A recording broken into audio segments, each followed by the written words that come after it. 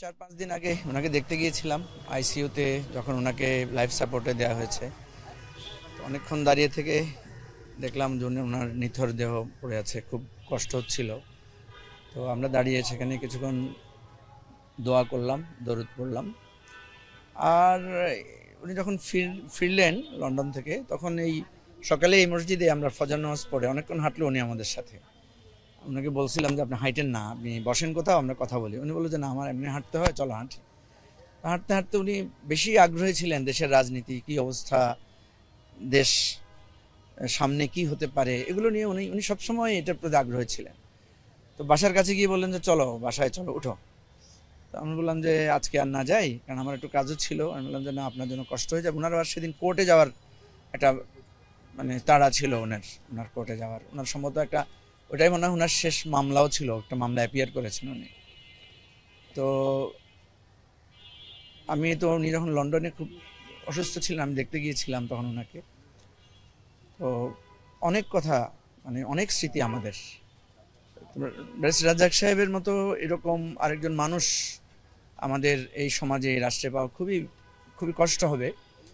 কারণ উনি, ওনার পার্সোনালিটি, ওনার সরলতা, সবচেয়ে বড় কথা হচ্ছে উনি যেটা বিশ্বাস করতেন সেটা অত্যন্ত শান্ত মনে উনি বলতে পারতেন।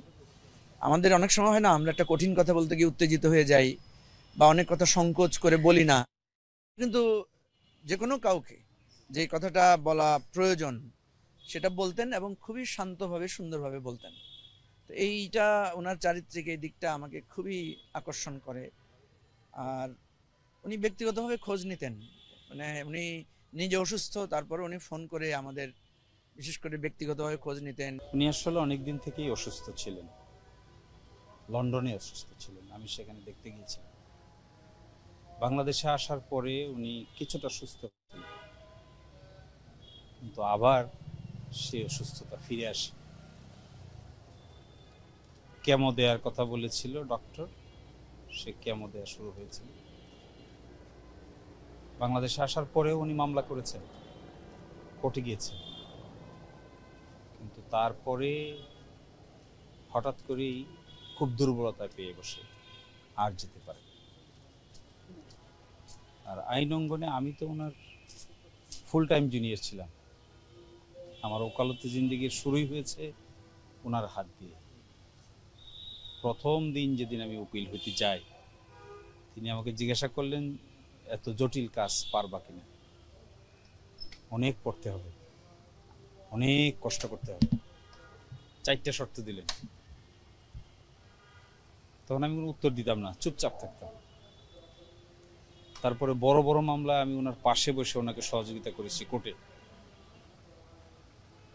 এত শার্প, এত ধীশক্তি সম্পন্ন আর এত প্রত্যুৎপন্নমতিত্ব আমি দ্বিতীয়জন দেখিনি।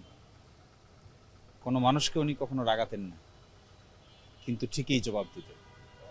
আমি যদি একটু কোনো কারণে উত্তেজিতও হতাম, উনি আমাকে বলতেন চুপ থাকো, বসে থাকো, দেখো আমি কি করি।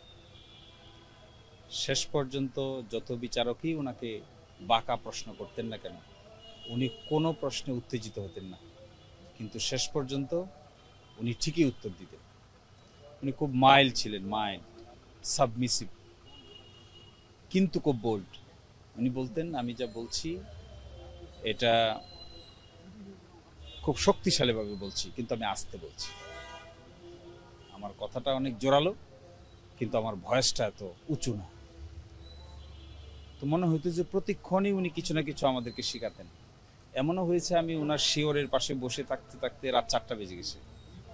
আমাকে বলছেন তোমাকে আমার এটা পড়াইতে হবে। তো আমি ওনার পাশে বসে রয়েছি, উনি ঘুমাই পড়ছেন, আমি আর উঠে যাইনি। হঠাৎ করে উনি ঘুম ভেঙে দেখেন রাত 4টা বাজে। তো আমাকে বলতো তুমি এখানে বসে আছো কেন? আমি বললাম যে আপনি আমার যাইতে বলেন নাই, সেই জন্য আমি এখানে বসে আছি। এবং কাদের মোল্লার মামলায় যখন রিভিউ পিটিশন শুনানি হলো, যখন জেল গেটে আমরা গেলাম, রাত 10:30টায় ফাঁসি হয়ে যাবে, আমরা জজের বাসায় গেলাম, গিয়ে দেখলাম জজ সাহেব লুঙ্গি পরে বসে আছে। বসে থাকা অবস্থায় উনি আর ব্যারিস্টার খন্দকার মাহবুব হোসেন জজ সাহেবের বাসার ভিতরে গেলেন, আমি সাথে গেলাম। লুঙ্গি পরা অবস্থায় জজ সাহেব অর্ডার দিলেন ফাঁসি স্টে। তখন জজ সাহেব লুঙ্গি পরে বসে আছেন তার ড্রয়িং রুমে। এখান থেকে জেল গেটে গেলাম, ফাঁসি আটকালো 10ই ডিসেম্বর। 12ই ডিসেম্বর 11ই ডিসেম্বর উনি চেম্বারে যাওয়ার পরে আমাকে বললেন যে সারা রাতে শেষ হবে না, তুমি আমাকে ফজরের পরে বাসায় এসে বোঝাবা। আমি বাসায় গেলাম, তখন 5টা বাজে, ভোর 5টা। ভোর 5টা থেকে আবার স্যারের বাসায় আসলাম, তখন 7:30 বাজে। এসে দেখি স্যার অপেক্ষা করতেছেন নাস্তা নিয়ে। নাস্তা খেলাম, ওনাকে আমি বুঝালাম, ওনার এক ছেলে ছিলেন, উনি বুঝালেন। তারপরে আমরা আবার সুপ্রিম কোর্টে গেলাম, কাদের মোল্লার মামলার রায়ের রিভিউ চলবে কি চলবে না এই প্রশ্নে। ফলে আমি ভাবছি কিছু একটা লিখব, এবং লিখলে বই হবে, অনেক ইন্টারেস্টিং, অনেক শিক্ষণীয়, অন্য ধরনের পার্সোনালিটি, স্বাভাবিক মানুষের মতো না। ওনার ব্যক্তিত্ববোধ সব মানুষের চেয়ে আলাদা। আমি অনেক আইনজীবীর সঙ্গে কাজ করেছি, অনেক সিনিয়র আইনজীবীর সঙ্গে, কিন্তু এইরকম প্রভাব ক্রিয়েট করতে পারে জুনিয়রদের উপরে কিংবা আদালতের উপরে, তার দ্বিতীয় কোনো ব্যক্তি আমি দেখিনি।